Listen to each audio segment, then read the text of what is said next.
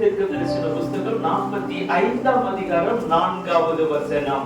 வெண்கல கதவுகளை உடைத்து இரும்பு தாழ்பாட்களை முறித்து அந்தகாரத்தில் இருக்கிற பொக்கிஷங்களையும் ஒளிபிடத்தில் இருக்கிற புதையல்களையும் உனக்கு கொடுப்பேன்.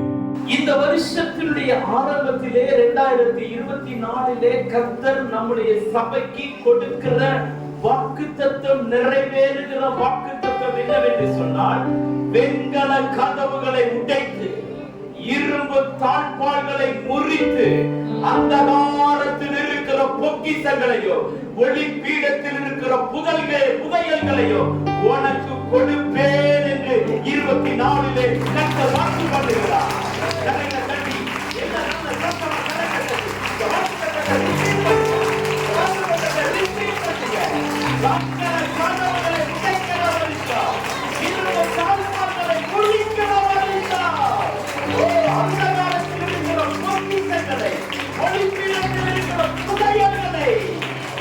கர்த்தர் எனக்கு கொடுக்க போகிறார்.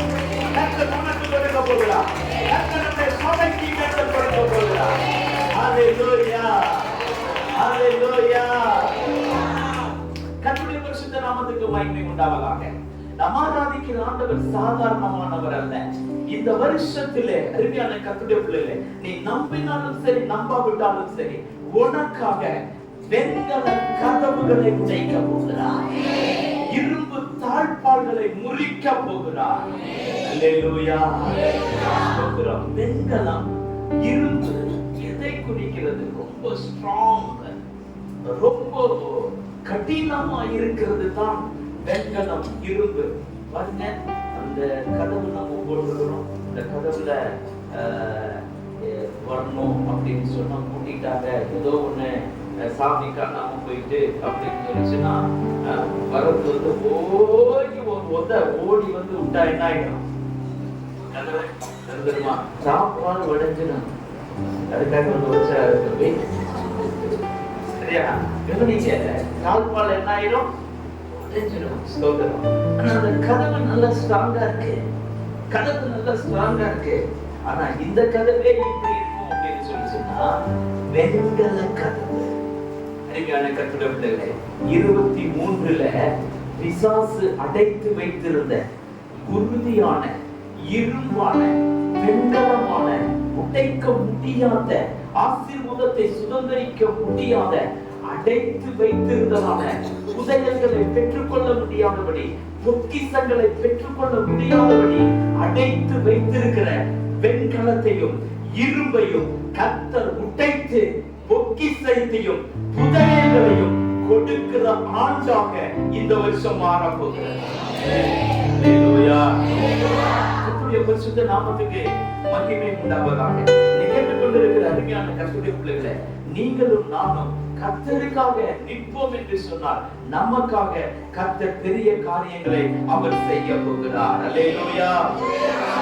உண்டாகட்டும். பொக்கிஷங்களை கொடுக்கிற ஆண்டாக, பொக்கிஷத்தை பெற்றுக் கொள்கிற ஆண்டாக இந்த வருஷம் மாறப்போகிறது. வாசியுங்கள், உபாகமத்தின் புஸ்தகம் 28ஆம் அதிகாரம் 12வது வசனம்.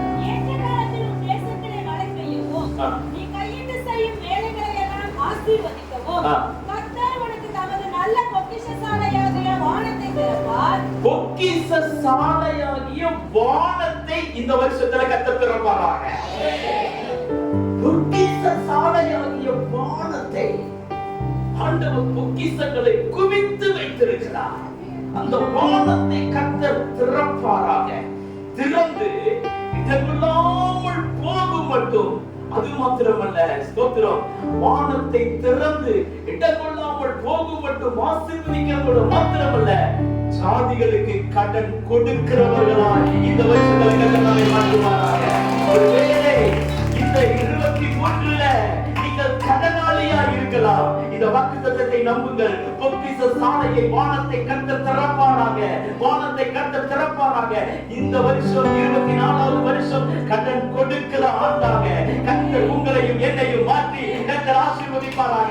ஒருவேளை இந்த வருஷத்துடைய ஆரம்பத்திலே 1ஆம் தேதி அருமையான கர்த்தருடைய பிள்ளைகளே 24 கடனோட நீ காலெடுத்து வச்சிருக்கலாம். ஐயோ கடனோட கால் எடுத்து வச்சிருக்கலாம், வட்டி கடனோட கால் எடுத்து வச்சிருக்கலாம், மீட்டர் வட்டியோட கால் எடுத்து வச்சிருக்கலாம், கந்து வட்டியோட கால் எடுத்து வச்சிருக்கலாம். பல குழுக்களிலே கடன் வாங்கி இந்த 24 முதல் நாளிலே நீ கால் எடுத்து வச்சிருக்கலாம். அருமையான கர்த்தருடைய பிள்ளைகளே, இந்த 24 மத்தியத்திற்குள்ளாக கர்த்தர் எல்லா கடனையும் அடைத்து இந்த 24 முடிவிலே கர்த்தர் உங்களையும் என்னையும் கடன் கொடுக்கிறவர்களாய் மாற்றுவாராக. கர்த்தருடைய ஆசீர்வதிப்பாராக. இயேசுவின் நாமத்தினால எல்லைகளை பெரிதாக்கி தருவாராக. ஆமென். அல்லேலூயா. பொக்கிஷ சாலையாகிய வானத்தை கர்த்தர் உனக்காக எனக்காக 24 திறப்பாராக. பொக்கிஷ சாலையில என்ன இருக்கு? பொக்கிஷ சாலையில என்ன இருக்கு? வேதத்துல வாசிச்சு பாருங்க. 2 ராஜாக்களின் புஸ்தகம் 20ஆம் அதிகாரம் 13வது வசனத்துல வாசிக்கும் போது, எசேக்கியா அவர்களை அங்கீகரித்து பின்பு அவர்களுக்கு தன் பொக்கிஷசாலை அனைத்தையும் வெள்ளியையும் பொன்னையும் கந்த வர்க்கங்களையும் நல்ல பரிமள தைலத்தையும் தன் ஆயுத சாலை அனைத்தையும் தன் பொக்கிஷ சாலைகளில் உள்ள எல்லாவற்றையும் இங்கே நாம் எசேக்கியாவுடைய பொக்கிஷ சாலையை குறித்து வாசிக்கிறோம். இந்த ராஜாவுடைய பொக்கிஷ சாலையில என்ன இருக்கிறது என்று சொன்னால், ஒன்று வெள்ளி, பொன், கந்தவர்க்கங்கள், நல்ல பரிமள தைலங்களையும் அந்த பொக்கிஷ சாலையிலே ராஜா வைத்து வைத்திருக்கிறார். நீதிமொழிகளின் புஸ்தகம் 15ஆம் அதிகாரம் 6வது வசனத்துல வாசிக்கிறோம். நீதிமானுடைய வீட்டில் அதிக பொக்கிஷம் உண்டு. இந்த 2024 உங்களையும் என்னையும் ஆண்டவர் நீதிமானை மாற்றி நம்ம வீட்டுல நிறைய பொக்கிஷத்தை கற்றுக் கொடுக்க போகிறார். எங்க வீட்டிலே அப்படின்னு நினைக்கிறீங்களா? விசுவாசித்தால் கட்டாயம் நடக்கும். ஆமென் சொல்லுங்க. அல்லேலூயா சொல்லுங்க. கர்த்தருடைய நாமம். நீதிமானுடைய வீட்டில் அதிக பொக்கிஷம், அதிக பொக்கிஷம். ஸ்தோத்திரம் உண்டாகட்டும். ஏசாயா தீர்க்கதரிசியின் புஸ்தகம் 33ஆம் அதிகாரம் 6வது வசனம் சொல்லுகிறது,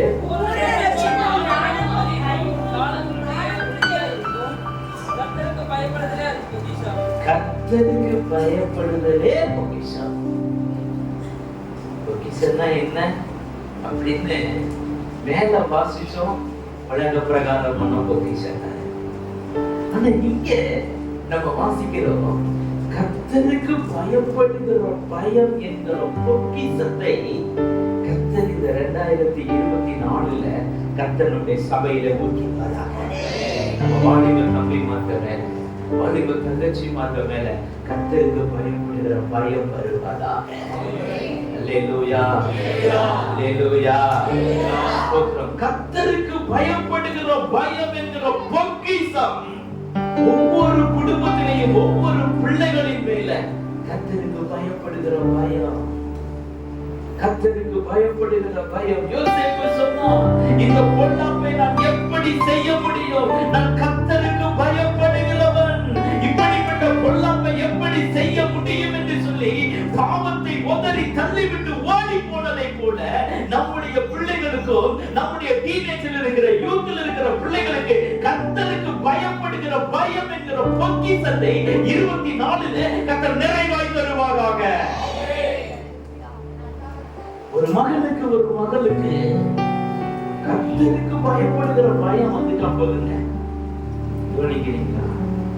ஒரு மகனுக்கு ஒரு மகளுக்கு கர்த்தருக்கு பயப்படுகிற பயம் வந்துட்டா போதும், அவங்க எந்த சூழ்நிலையிலையும் கர்த்தருக்காக வைராக்கியமாய் நிற்பாங்க. கர்த்தருக்கு பயப்படுகிற பயம் என்கிற பொக்கிஷம் எல்லார் மேலையும் உண்டாகுது. வசிக்கலாம். ஸ்தோத்திரம். கொலேசியர் 2ஆம் அதிகாரம் 3வது வசனம். அவருக்குள் ஞானம் அறிவு என்பவைகளாகிய பொக்கிஷங்கள் எல்லாம் அடங்கி இருக்கிறது. ஞானம் அறிவு என்கிற பொக்கிஷம். போன வீட்டு கூட்டத்துல பேசின ஞானத்தை குறித்து நான் பேசினேன். ஞானத்தை குறித்து நான் பேசினேன். அருமையான கர்த்தருடைய பிள்ளைகளை, ஞானம் அறிவு என்பவைகள் ஆகிய பொக்கிஷம் அவருக்குள் அடங்கி இருக்கிறது. கர்த்தரே ஞானத்தை தருகிறார். அவர் வாயிலிருந்து அறிவும் புத்தியும் வரும் என்று நீதிமொழிகளில் வாசிக்கிறோம். அப்படியானால் ஞானம் அறிவு என்கிற பொக்கிஷத்தை கர்த்தர் நமக்கு தருவாராக. இந்த ஞானம் அறிவு எதுக்கு அப்படின்னா, எந்த இடத்துல எப்படி நடந்து கொள்ள வேண்டும் என்கிறதான ஞானம் அறிவு கர்த்தர் தந்தருவாராக. பிரியமான கர்த்தருடைய பிள்ளைகளே, இப்படிப்பட்ட பொக்கிஷங்களை கர்த்தர் வைத்திருக்கிறார். அந்த பொக்கிஷங்களை கர்த்தர், இன்னும் ஒரு பொக்கிஷம் 2 கொரிந்தியர் 4ஆம் அதிகாரம் 7வது வசனம்.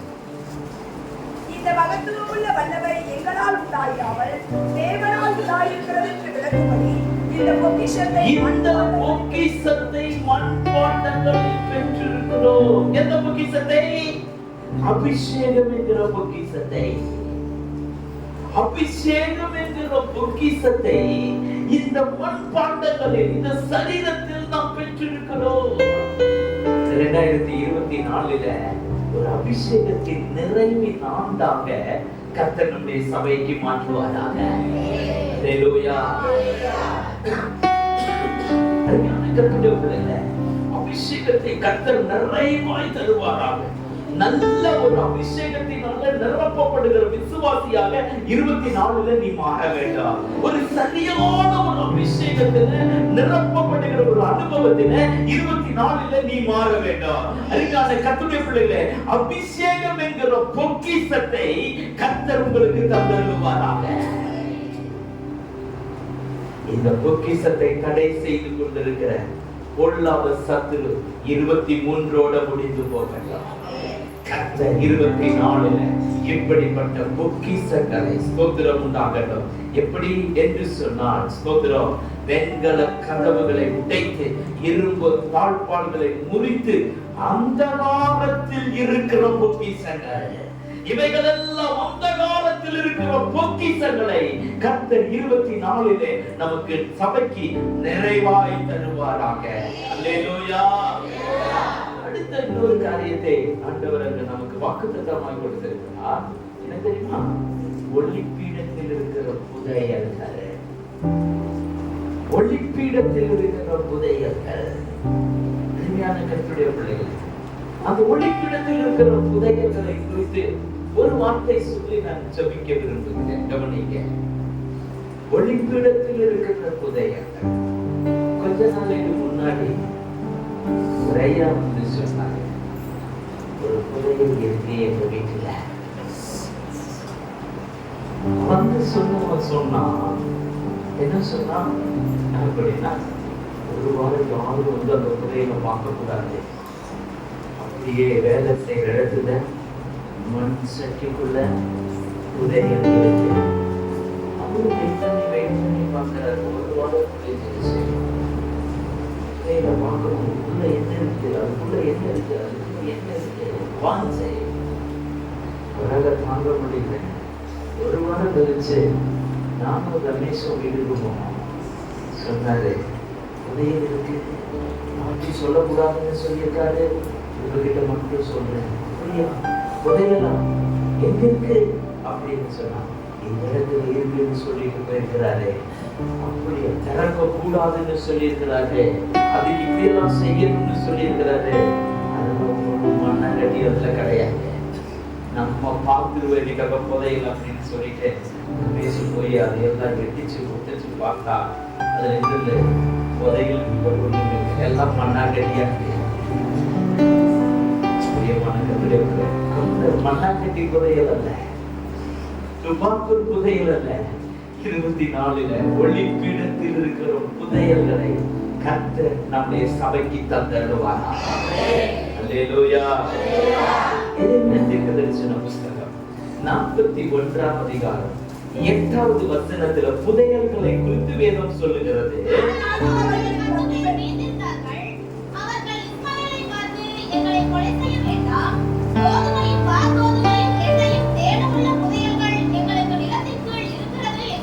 கோதுமையும் வார்கோதுமையும் வாற்கோதுமையும் எண்ணெயும் தேனும் உள்ள புதையல்கள் எங்களிடத்திலே இருக்கிறது.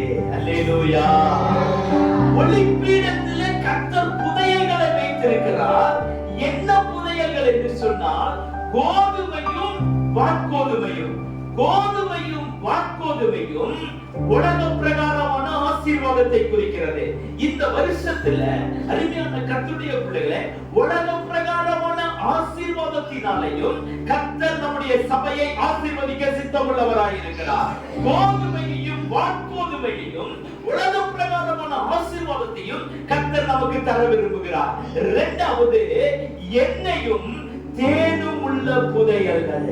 எண்ணெயும் தேனும் உள்ள புதையல்கள். அருமையான கர்த்தருடைய பிள்ளைகளே, எண்ணெய் என்று சொன்னால், தேன் என்று சொன்னால் ஆவிக்குரிய ஆசீர்வாதம்.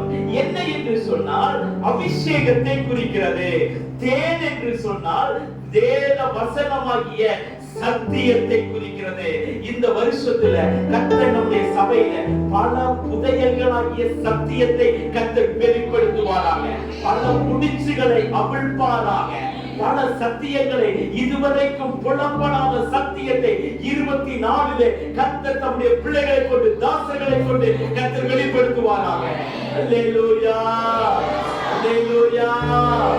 கோதுமையும் வாற்கோதுமை என்கிற புதையல், எண்ணெயும் தேனும் என்கிற புதையல் உலக பிரகாரமான ஆசீர்வாதமும் ஆவிக்குரிய ஆசீர்வாதம் என்கிற புதையல்களை கர்த்தர் இந்த வருடத்தில் வைத்திருக்கிறார். அதை நாம் சுதந்திரித்துக் கொள்வோம்.